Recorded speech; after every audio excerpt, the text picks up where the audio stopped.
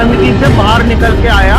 हालांकि अभी तक आज दिन तक भी मेरा इस्तीफा इन्होंने स्वीकार नहीं किया है। और ये चुनाव 571 वर्सेस प्रेस क्लब का था, ना कि पिंटू प्रेस क्लब का। नहीं, आप सही कह रहे हैं जितेंद्र जी। चुनाव में 571 का फैक्टर बड़ा काम आया।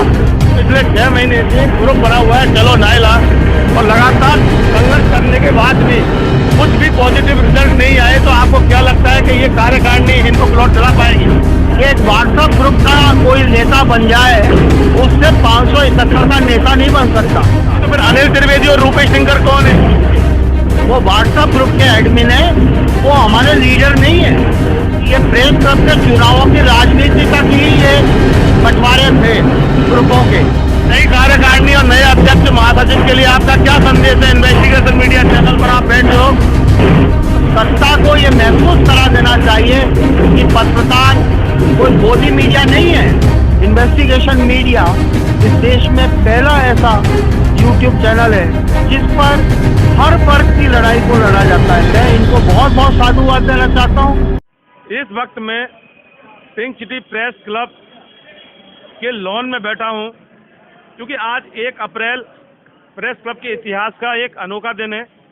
क्योंकि 2023-24 के जो चुनाव हुए थे, कल मतदान हुआ था और आज रिजल्ट आया, और तमाम कार्यकारिणी के तमाम लोगों के साथ प्रेस क्लब का जो ताज है वो राधा रमन के सर पर सजा गया। और महासचिव रामेंद्र सोलंकी निर्वाचित हुए हैं। हमने उनसे ही बात की थी, क्योंकि हमारे साथ एक वरिष्ठ पत्रकार हैं अशोक भटनागर। इनसे कुछ दिनों से बात करने का हमारा भी मूड था, लेकिन कुछ परिस्थितियां थी और कुछ समय था नहीं जो बात नहीं हो पाई। अशोक भटनागर, आप चुनाव अधिकारी के रूप में सहायक थे जी। तो मैं चुनाव अधिकारी के रूप में थोड़ा सीधा मैं चुनाव अधिकारी के रूप में 30 तारीख तक पद पे रहा हूँ। और फिर जब मैंने देखा कि निर्वाचन में ग्रुपिज्म हो रहा है चुनाव अधिकारियों के बीच में ही, तो मैं उस गंदगी से बाहर निकल के आया और स्वतंत्र रूप से मैंने अपना निर्णय लिया। हालांकि अभी तक आज दिन तक भी मेरा इस्तीफा इन्होंने स्वीकार नहीं किया है, लेकिन मुझे मेरी कॉन्शियस ने अलाउ नहीं किया कि जहां चुनाव अधिकारी बन के किसी के पक्ष में मत मांगना और मत नहीं मांगना, ये काम नहीं करना चाहिए। चुनाव निष्पक्ष होने चाहिए, और इस निष्पक्षता का जहाँ अभाव होता है वहाँ मेरा जैसा व्यक्ति तो इस उम्र में 68 साल की उम्र में पार्टिसिपेट नहीं करता। यानी कि मेरा एक सवाल है कि आपने चुनाव अधिकारी से इस्तीफा दिया या दिलवाया गया? नहीं, मैंने स्वयं अपनी स्वेच्छा से दिया, क्योंकि मुझे वो माहौल ठीक नज़र नहीं आया कि जहाँ चुनाव अधिकारी पद पर बैठकर लोग अपने अपने कैंडिडेटों को लॉबी बना के उनके लिए मतों को अगर मांगते हैं, तो वो निर्वाचन मंडल में रहने वाले व्यक्ति का अधिकार भी नहीं होता और एक चुनाव के आचार्य संहिता भी होती है। इसलिए मैंने परिणाम जो भी आए, बहुत सुंदर परिणाम आए। इस परिणाम को राजनीतिक दृष्टिकोण से भी देखें तो दोनों ही पार्टियों को बैलेंस किया है। ऐसा नहीं है कि एक तरफा चुनाव गया है। एक तरफ भाजपा समर्थित लोग हैं, तो दूसरी तरफ कांग्रेस समर्थित भी चुनाव जीतकर आए हैं। जो चुनाव प्रेस क्लब का है वो पूरे हिंदुस्तान में बड़ा महत्वपूर्ण हो जाता है, क्योंकि मीडिया जो है वो चौथा स्तंभ है, और प्रेस क्लब से अगर कोई आवाज़ चलती है तो सत्ता के गलियारों में बैठे हुए सिंहासन पर जो लोग बैठे हैं वहाँ तक जाती है। आज पत्रकारों की सबसे बड़ी जो समस्या चल रही है वो उनकी आवाज़ की समस्या है, पत्रकार सुरक्षा कानून की समस्या है। भटनागर, क्योंकि आपने जब सवाल छेड़ ही दिया, सवाल मुझे करना था, लेकिन जो आवाज़ वाला यानी सीधा सीधा कहें कि 571 वाला जो मामला था चलो नायला का, 571 ने भी काफ़ी ताल ठोकी थी, और ये चुनाव 571 वर्सेस प्रेस क्लब का था, ना कि प्रेस क्लब का। नहीं, आप सही कह रहे हैं जितेंद्र जी। चुनाव में 571 का फैक्टर बड़ा काम आया। जब हमने अपने प्रत्याशी से मिलिए कार्यक्रम 28 तारीख को किया था, तो जितने भी पद पे जो उम्मीदवार चुनाव लड़ रहे थे, सबने मजबूरन 571 के एजेंडे को अपने भाषण में शामिल किया, अपने घोषणा पत्र में शामिल किया। तो सरकार भी, मैं जानता हूँ कि वो समझ रही है कि पत्रकारों को उनकी सुरक्षा और उनकी आवाज़ की समस्या को समाप्त करना ही पड़ेगा। अब केंद्र अशोक गहलोत सरकार के भी अब ये अंतिम कार्यकाल है और अंतिम कार्यकाल में केवल 7 से 8 महीने बाकी हैं चुनाव में। अशोक गहलोत जी ने जब भी पत्रकारों के प्रतिनिधि मंडल से बात करी है, तब उन्होंने संपूर्ण रूप से आश्वासन दिया है कि मैं 571 की आवाज़ समस्या को तो मेरी योजना है, मैं पूर्ण करके जाऊंगा। लेकिन 571 आवास योजना के लिए पिछले 6 महीने से एक ग्रुप बना हुआ है, चलो नायला, और लगातार संघर्ष करने के बाद भी कुछ भी पॉजिटिव रिजल्ट नहीं आए। तो आपको क्या लगता है कि ये कार्यकारिणी इनको प्लॉट दिला पाएगी? पहली बात तो जो 571 ग्रुप बना हुआ है, उसमें 571 साथियों ने किसी को नेता नहीं बनाया। ये एक व्हाट्सएप ग्रुप का कोई नेता बन जाए, उससे 571 का नेता नहीं बन सकता। तो फिर अनिल त्रिवेदी और रूपेश टिंकर कौन है? वो ग्रुप के एडमिन है, वो व्हाट्सएप ग्रुप के एडमिन है, वो हमारे लीडर नहीं है। क्योंकि उसमें इतने सीनियर लोग हैं 571 में जो सक्षम है, मुख्यमंत्री का हाथ पकड़ के भी कार्रवाई करवाने के लिए सक्षम है।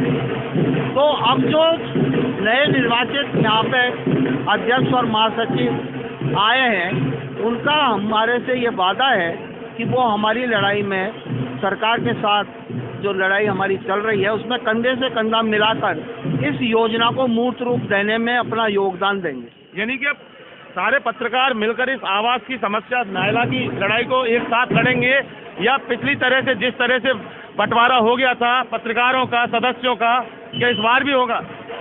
अब वो मेरे को उम्मीद नजर नहीं आती। कारण क्या है कि ये प्रेस क्लब के चुनावों की राजनीति तक ही ये बंटवारे थे ग्रुपों के। अब सबका एक ही लक्ष्य होना चाहिए, जैसा मैं समझता हूँ कि भाई पत्रकारों की भलाई के लिए, पत्रकारों की समस्याओं के लिए सबको एकजुट होकर काम करना चाहिए। नई कार्यकारिणी और नए अध्यक्ष महासचिव के लिए आपका क्या संदेश है? इन्वेस्टिगेशन मीडिया चैनल पर आप बैठे हो, मेरा उन लोगों के लिए यही एक संदेश है कि एक तो इस प्रेस क्लब के माहौल को पारिवारिक माहौल में कन्वर्ट करें।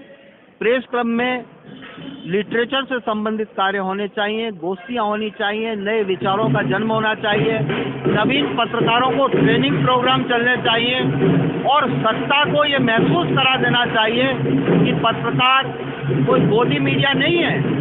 पत्रकार जो है वो अपने हक को लेना भी जानता है अगर संघर्ष की राह पे आ गया तो। लेकिन चूंकि प्रदेश के मुख्यमंत्री ने पूर्ण रूप से आश्वासन दिया हुआ है कि वो बहुत जल्दी इस समस्या का निवारण कर देंगे, बीच बीच में कुछ हर्डल्स आ गए। बीच में जैसे आपको मालूम ही है कि पहले तो कांग्रेस में आपसी गुटबाजी हो गई, उससे बड़ा प्रॉब्लम हो गई थी। उसके बाद में ये डॉक्टरों वाला जो आंदोलन चला, उसकी वजह से भी हमारा काम डिले हो रहा है। लेकिन अब वो समय आ गया है जब मुख्यमंत्री को तत्काल इस योजना को मूर्त रूप देना ही होगा। अगर वो नहीं देते हैं तो उस परिस्थिति में प्रेस क्लब के जो भी पदाधिकारी जीत के आए हैं वो हमारे साथ आंदोलन करेंगे और पत्रकारों की समस्याओं का निवारण करेंगे। ये मेरे को अभी हाल ही में आज निर्वाचित हुए अध्यक्ष ने भी कहा है, जनरल सेक्रेटरी ने भी कहा है, और संपूर्ण कार्यकारिणी, एक दो को छोड़ दीजिए, उनके अपने एजेंडे हो सकते हैं, बाकी सब 571 के लिए तन मन धन से जहां तक भी संघर्ष करना होगा करने को तैयार है। लेकिन मैं समझता हूँ संघर्ष का समय चला गया, बहुत लंबे समय से संघर्ष किया है। जो भ्रम फैलाया गया था कि इकोलॉजिकल जोन है, ये है, वो है, एक आध अधिकारी भी मतलब कर रहा था, लेकिन जो कमेटी भी बनी हुई है वो नए पत्रकारों की जो योजनाएं आ रही हैं उनके लिए उस कमेटी के पास अपना सजेशन देने का अधिकार है, ना कि 571 का। ये तो अलॉटेड है, इसकी लॉटरी निकल गई। कर्नाटका हाई कोर्ट का भी फैसला आ चुका है, इसमें हैदराबाद का भी फैसला आ चुका है। ये तो सुप्रीम कोर्ट में भी डिसाइड है, once a lottery should be issue never been cancelled. चलिए, और साथ ही हमने उसमें तो पार्ट पेमेंट जमा कराया हुआ है भाई जी। और तो ब्रीच ऑफ कॉन्ट्रैक्ट अगर जेडीए करेगा अगर तो 571 पर हम बाद में बात करेंगे, क्योंकि आज प्रेस क्लब का जीत का दिन है, इसलिए हमने तो सिर्फ आपसे 2 मिनट के लिए बात करना चाहा कि क्या संदेश है, एक लास्ट संदेश आप दे दें। बस मैं सभी निर्वाचित सदस्यों को जो भी प्रेस क्लब में आए सबको बधाई देता हूं और इसी के साथ मैं उनको ये कहना चाहता हूं कि प्रेस क्लब में वही स्वर्णिम दिन वापस लाएं जो कभी हुआ करते थे, परिवारों का मिलन हो, सांस्कृतिक आयोजन हो और एक साहित्यिक गोष्ठियों वाला जो सिलसिला है वो हो, हार्ड बुक्स की जो लाइब्रेरी है उसको सुचारू रूप से चलाएं, खाने की व्यवस्था ठीक करें और हर मेंबर के, पत्रकार के दुख और सुख में बराबर की भागीदारी करें। बस मेरा इतना ही निवेदन है। मैं एक बात और कहना चाहता हूँ कि मैं इन्वेस्टिगेशन मीडिया इस देश में पहला ऐसा यूट्यूब चैनल है और इनके पोर्टल भी हैं जिस पर हर वर्ग की लड़ाई को लड़ा जाता है। मैं इनको बहुत बहुत साधुवाद देना चाहता हूँ कि इन्होंने जैसे वकीलों के आंदोलन के समय पे साथ दिया, वैसे इस 571 की लड़ाई में ये हमेशा साथ है और आगे भी हम अपेक्षा करेंगे कि इन्वेस्टिगेशन मीडिया पत्रकारों की समस्या को प्रमुखता से उठाता रहेगा। धन्यवाद। जय हिंद। देखिए, बातों बातों में बहुत बड़ी बात अशोक भटनागर ने कह दी है और इसी के लिए अशोक भटनागर की एक अहम खास पहचान भी है, क्योंकि बातों में बहुत कुछ कह जाते हैं लेकिन राधा रमन शर्मा अध्यक्ष और रामिंदर सिंह सोलंकी महासचिव के लिए भी इन्होंने संदेश दिया है, वो बातों बातों में दिया है। अगर किसी भी तरह से अगर ये 571 पत्रकारों का मुद्दा अगर नहीं सुलझा और प्लॉट नहीं दिला पाए इस बार, तो अगली बार आपके लिए बहुत बड़ी कठिन परीक्षा की घड़ी होगी। राकेश गुप्ता के साथ इन्वेस्टिगेशन मीडिया के लिए पिंक सिटी प्रेस क्लब से मैं जितेंद्र शर्मा।